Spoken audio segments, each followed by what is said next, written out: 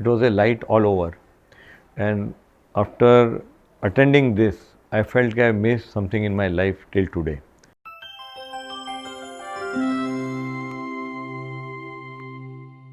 I don't have word to describe today's experience. It was phenomenal.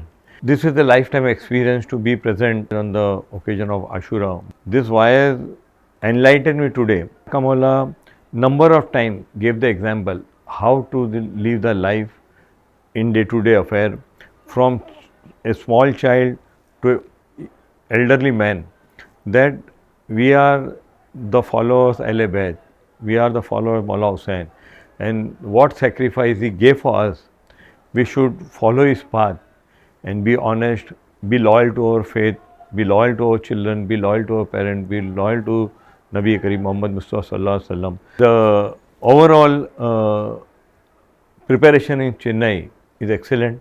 What I felt was couple of minutes I spent here, but it was hours I was here, and everybody was so engrossed in this wires. Every word, every sentence is a lesson.